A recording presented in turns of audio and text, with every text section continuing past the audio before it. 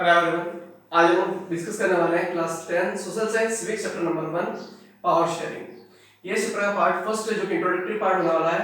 आज हम स्टार्ट करने वाले हैं पावर शेयरिंग। तो पावर शेयरिंग क्या होती है? पावर शेयरिंग का मतलब होता है पावर को शेयर करना, ठीक है। और इस चैप्टर में हम लोग डिस्कस करने वाले हैं कि पावर शेयरिंग क्यों जरूरी है, पावर शेयरिंग किस तरीके से कंट्री को एक स्ट्रांग बनाती है, ठीक है। तो वो सारी चीजें हम लोग अलग अलग केस स्टडीज के साथ देखने वाले हैं, ठीक है। केस स्टडी किसकी होगी? बेल्जियम और श्रीलंका की। इन दोनों एग्जांपल्स के थ्रू हम लोग समझेंगे कि पावर शेयरिंग क्यों जरूरी है और एक कंट्री को किस तरीके से स्ट्रांग बनाती है पावर शेयरिंग। क्लियर? इस टर्म में हम लोग ये सारी चीजें डिस्कस करने वाले हैं। इस लेक्चर में हम लोग देखेंगे ethnic composition of Belgium and Sri Lanka. अब बेल्जियम और श्रीलंका का एथनिक कंपोजिशन क्या है, सबसे पहले हम लोग डिस्कस करते हैं। उससे पहले हम लोग समझेंगे कि एथनिक का मतलब क्या होता है। What is ethnic? तो एथनिक एक ऐसा ग्रुप होता है, एक ऐसा शेयर्ड कल्चर होता है, एक ऐसी कम्युनिटी होती है जिसके साथ हमारे सेंटिमेंट जुड़ जाते हैं, ठीक है। मींस हम लोग उसके साथ पूरी तरीके से कंफर्टेबल महसूस करते हैं, ठीक है। एक ऐसा ग्रुप जिसके साथ हमारा सेंटिमेंट जुड़ जाते हैं और फिर हम लोग क्या कर सकते हैं, पूरी तरीके से कंफर्टेबल महसूस कर सकते हैं, चाहे वो रिलीजियंस के बेसिस पे हो, चाहे वो कास्ट के बेसिस पे हो, चाहे वो एक फैमिली हो, चाहे वो एक लैंग्वेज के बेसिस पे हो, ठीक है। मींस ऐसे ग्रुप्स को क्या बोलते हैं हम लोग? Ethnic groups. क्लियर? तो हम लोग एथनिक कंपोजिशन देखने वाले हैं बेल्जियम एंड श्रीलंका का। सबसे पहले हम लोग बात करते हैं बेल्जियम की, ठीक है। तो बेल्जियम क्या है?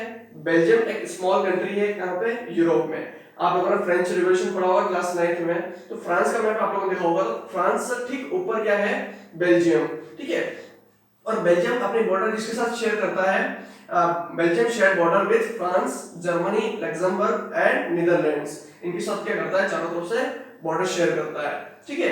तो बेल्जियम समझ में आया आपको बेल्जियम क्या होता है? और बेल्जियम को अगर हम लोग एरिया वाइज देखा जाए तो एरिया वाइज अप्रोक्स हमारे कंट्री का जो हरियाणा है उसके बराबर है बेल्जियम, ठीक है। और पॉपुलेशन की अगर हम लोग बात करें तो पॉपुलेशन हरियाणा से भी आधी है, अप्रोक्स 1 करोड़। क्लियर? तो बेल्जियम को हम लोगों ने देखा कि बेल्जियम क्या है। अब जैसे हमारे इंडिया की अगर हम लोग बात करते हैं तो इंडिया में 2 रीजन है, northern region and southern region, ठीक है। तो उसी तरीके से बेल्जियम में भी 2 रीजन है, Flemish region and Wallonia region. जो बेल्जियम का नॉर्थ है वहां पे क्या है? Flemish reason. और बेल्जियम का जो साउथ है उसमें क्या है? Wallonia region. Clear? I hope आपको इतनी चीज क्लियर हो गई होगी, ठीक है। इसके बाद हम लोग बात करते हैं एथनिक कंपोजिशन ऑफ बेल्जियम की। अब एथनिक कंपोजिशन को हम लोगों ने लैंग्वेज के बेसिस पे क्या रखा है? डिवाइड कर रखा है, ठीक है। अब 59% पॉपुलेशन का रहती है फ्लेमिश रीजन में रहती है, जो कि क्या बोलती है? डच लैंग्वेज बोलती है। क्लियर?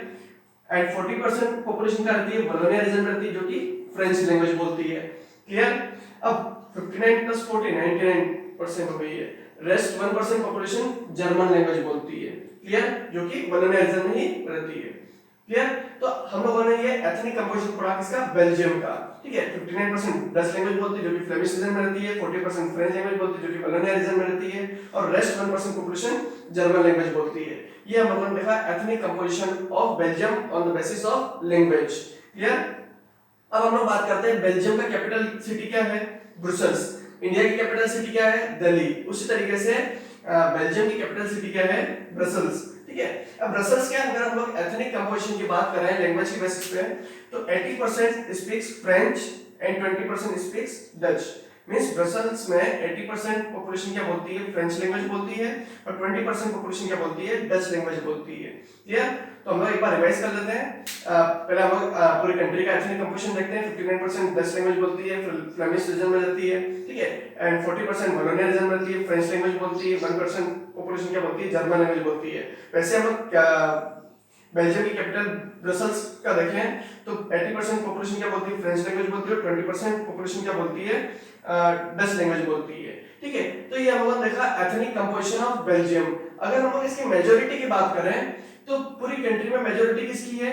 59% डच लैंग्वेज बोलने वालों की क्या है? मेजॉरिटी है, ठीक है, जो कि फ्लेमिश रीजन में रहती है। और अगर ब्रसेल्स की बात करें तो मेजॉरिटी किसकी है?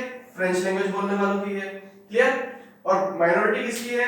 20% डच लैंग्वेज बोलने वालों की है ब्रसेल्स में, और मेजॉरिटी क्या है कंट्री में? 59% डच लैंग्वेज बोलने वालों की है।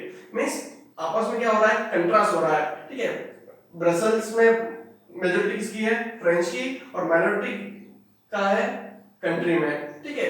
तो अगर हम लोग देखें तो फ्रेंच क्या है? फ्रेंच लैंग्वेज बोलने वाले जो लोग हैं वो क्या है?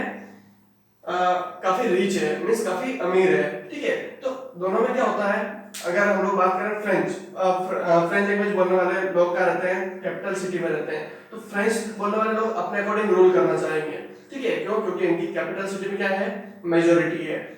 और डच लैंग्वेज बोलने वाले की मेजोरिटी क्या है, पूरी कंट्री में है। तो डच लैंग्वेज बोलने वाले क्या बोलेंगे कि हमारे अकॉर्डिंग रूल्स बनाया जाए, हमारे अकॉर्डिंग ही जो भी चीजें हो रही है वो हमारे अकॉर्डिंग ही होनी चाहिए। मींस दोनों में क्या होगा, कॉन्फ्लिक्ट क्रिएट होगा, या फिर अगर हम बात करें तो टेंशन क्रिएट होगी। तो अब वो आपस में किस तरीके से एडजस्ट करते हैं अपने आप को, वो हम लोग आगे देखेंगे। तो हम लोग देखते हैं कि Dutch speaking constituted majority in the country but minority in the capital city. Means Dutch language बोलने वाले की मेजॉरिटी का है कंट्री में है और माइनॉरिटी का है कैपिटल सिटी में। उसी का उल्टा भी हो सकता है, vice versa for French speaking. French speaking constituted minority in the country but majority in the capital city, हम लोग इस तरीके से भी बोल सकते हैं। तो हम लोगों ने बेल्जियम का एथनिक कंपोजिशन देखा कि किस तरीके से बेल्जियम को लैंग्वेज के बेसिस पे एथनिक ग्रुप्स में क्या रखा है, डिवाइड कर रखा है, और दोनों के बीच में किस तरीके से टेंशंस क्रिएट हो सकती है। क्यों? क्योंकि दोनों तरफ क्या है, मेजॉरिटी है, एक तरफ कैपिटल में मेजॉरिटी है, एक तरफ कंट्री में मेजॉरिटी है। तो दोनों क्या करेंगे, अपनी बात को सुपीरियर रखने के लिए, अपनी बात को ऊपर रखने के लिए और अपने अकॉर्डिंग रूल्स बनाने के लिए क्या करेंगे, आगे आएंगे, ठीक है। तो उससे क्या होगी, टेंशन क्रिएट हो सकती है। तो हम लोगों ने बेल्जियम का देखा और किस तरीके से टेंशन का सॉल्यूशंस निकालते हैं वो हम लोग आगे देखेंगे इस चैप्टर में, ठीक है। तो हम लोग उसी तरीके से श्रीलंका का भी एग्जांपल लेते हैं। तो श्रीलंका का हम लोग एथनिक कंपोजिशन देखते हैं, एथनिक कंपोजिशन ऑफ श्रीलंका। तो ये श्रीलंका है, तो श्रीलंका में भी अलग अलग लैंग्वेज की बेसिस पे क्या रखा है, ग्रुप्स को डिवाइड कर रखा है। जैसे सिनारा स्पीकर्स कितने हैं, 74% है कहां पे, श्रीलंका में। और तमिल स्पीकर्स कितने हैं, 18%। यहाँ पे एथनिक ग्रुप्स को दो लैंग्वेजेस की बेसिस पे डिवाइड कर रखा है, सिनाला और तमिल स्पीकर्स। क्लियर? तो सिनाला लैंग्वेज बोलने वाले कितने हैं, 74%, और तमिल स्पीकर्स कितने हैं, 18%। और जो तमिल स्पीकर्स है 18%, वो दो टाइप के तमिल स्पीकर्स है, ठीक है। लैंग्वेज तो तमिल ही है, लेकिन 13% कौन सा है, श्रीलंकन तमिल है, और 5% कौन सा है, इंडियन तमिल। अब श्रीलंकन तमिल कौन होंगे, जिसके फोर फादर कहां के रहने वाले, प्रॉपर श्रीलंका के रहने वाले हैं, मींस प्रॉपर नेटिव कहां के हैं, श्रीलंका के। और इंडियन तमिल्स कौन से होंगे, जो एज अ लेबर और as a tea plantation worker कहां गए हुए हैं, श्रीलंका गए हुए हैं, कहां से, इंडिया से, ठीक है। तो इंडिया, इनके जो इंडियन तमिल्स हैं, इनके फोर फादर कहां के रहने वाले हैं, पूर्वज कहां के रहने वाले हैं, इंडिया के रहने वाले, लेकिन वो श्रीलंका में जाके प्रॉपर सेटअप हो गए, ठीक है। इसलिए इनको क्या बोलते हैं, हम लोग इंडियन तमिल बोलते हैं, और 13% क्या है, श्रीलंकन तमिल। तो तमिल स्पीकर्स दो कैटेगरीज के हैं, 13% श्रीलंकन तमिल से और 5% क्या है, इंडियन तमिल से, जो एज अ वर्कर गए हुए हैं, ठीक है। अब हम लोगों ने सिनारा और तमिल स्पीकर्स की बात करी, उसी तरीके से रिलीजियंस की बेसिस पे भी है कि 7% population is of Christian, they speaks Tamil and Sinhala. मतलब जो 7% पॉपुलेशन है वो क्रिश्चियन है, जो कि तमिल लैंग्वेज बोलती है और सिनारा लैंग्वेज भी बोलती है, ठीक है। तो हम लोग देखते हैं कि नॉर्थर्न पार्ट और नॉर्थ ईस्टर्न पार्ट जो है श्रीलंका का, वो कौन सी लैंग्वेज बोलती है, तमिल लैंग्वेज बोलती है, ठीक है। और कुछ सेंट्रल पार्ट में भी है जो इंडियन तमिल्स रहते हैं, ठीक है। और जो बीच का जो सेंट्रल पार्ट पूरा है, ये कौन सी लैंग्वेज बोलता है, सिनारा लैंग्वेज बोलता है। क्लियर? तो हम लोग बात करते हैं कि most of the Sinhala speaking people are Buddhist. मतलब जो सिनारा लैंग्वेज जो बोलते हैं वो कौन से धर्म को फॉलो करते हैं, बुद्ध धर्म को फॉलो करते हैं, मींस बुद्धिस्ट है। और Tamil speaking peoples are both Hindu and Muslim, means जो तमिल लैंग्वेज बोलते हैं वो आइदर हिंदू है या फिर मुस्लिम्स है, ठीक है, मींस दोनों है, ठीक है। तो तमिल लैंग्वेज बोलने वाले क्या है, हिंदू भी हो सकते हैं और मुस्लिम भी हो सकते हैं। क्लियर? तो ये हम लोगों ने लैंग्वेज की बेसिस पे भी देखा और एक रिलीजियस की बेसिस पे भी देखा कि किस तरीके से एथनिक ग्रुप्स को क्या रखा है, डिवाइड कर रखा है। अब यहाँ पे मेजॉरिटी की हम लोग बात करें तो मेजॉरिटी किसकी होगी, सिनारा स्पीकर्स की। ऑब्वियसली बात है, 74% पॉपुलेशन है, तो गवर्नमेंट किसके अकॉर्डिंग चल रही है, सिनारा स्पीकर्स के अकॉर्डिंग चल रही है। तब जो तमिल स्पीकर्स है वो भी सामने आएंगे कि हमारे अकॉर्डिंग भी रूल किया जाए, ठीक है। तो यहाँ पे भी क्या हो सकती है, टेंशंस क्रिएट हो सकती है। क्यों? क्योंकि मेजॉरिटी और माइनॉरिटी की बात है, तो मेजॉरिटी किसकी, 74%।